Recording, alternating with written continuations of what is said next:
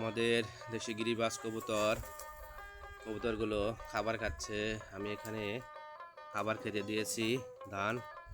আমাদের কবুতরগুলো ধান খাচ্ছে, পানি খাচ্ছে।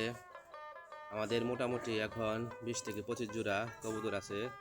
সবগুলাই দেশি জাতের কবুতর, দেশি গিরিবাজ কবুতর বলে। আমাদের গত মাসে 6-7 জোড়া বাচ্চা হয়েছে, যে সবগুলা এখান দিয়েই চলাফেরা করতেছে, খাবার খাচ্ছে ছোট ছোট। এবং এই রানিং মাসেও প্রায় 6 থেকে 7 জোড়া বাচ্চা হয়েছে। ইনশাল্লাহ বাচ্চাগুলো বেঁচে থাকুক। আমাদের মোটামুটি 40 থেকে 45 জোড়া কবুতর ছিল। হঠাৎ করে গত 2 মাস আগে অসুখের কারণে কিছু কবুতর মারা গিয়েছে, কিছু জবাই করে ফেলেছি। আমাদের কবুতরগুলো এখানে ধান খাচ্ছে, পানি খাচ্ছে। আমি ধান এবং পানি খেতে দিয়েছি। যে আমাদের কূপের কাছে অনেকগুলা বসে আছে আমাদের দেশি গিরিবাজ কবুতর সবগুলাই।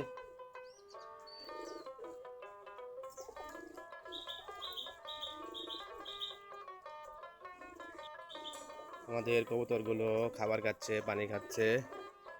আমি খাবার খেতে দিয়েছি, পানি দিয়েছি কবুতরগুলোকে। এই যে খোপের মাঝে অনেকগুলা বসে আছে, নিচেও পানি খাচ্ছে, খাবার খাচ্ছে। আমাদের সবগুলাই দেশি জাতের কবুতর।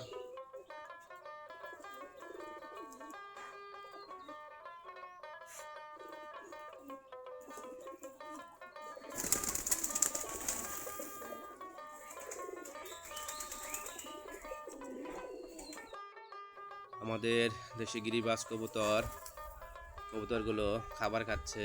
আমি এখানে খাবার খেতে দিয়েছি ধান। আমাদের কবুতরগুলো ধান খাচ্ছে, পানি খাচ্ছে। আমাদের মোটামুটি এখন 20 থেকে 25 জোড়া কবুতর আছে। সবগুলাই দেশি জাতের কবুতর, দেশি গিরিবাজ কবুতর বলে। আমাদের গত মাসে 6-7 জোড়া বাচ্চা হয়েছে, যে সবগুলা এখান দিয়েই চলাফেরা করতেছে, খাবার খাচ্ছে ছোট ছোট। এবং এই রানিং মাসেও প্রায় 6 থেকে 7 জোড়া বাচ্চা হয়েছে। ইনশাল্লাহ বাচ্চাগুলো বেঁচে থাকুক। আমাদের মোটামুটি 40 থেকে 45 জোড়া কবুতর ছিল।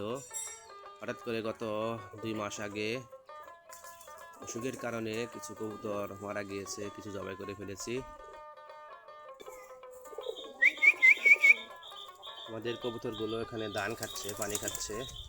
আমি ধান এবং পানি খেতে দিয়েছি। যে আমাদের কূপের কাছে অনেকগুলা বসে আছে আমাদের দেশি গিরিবাজ কবুতর সবগুলাই।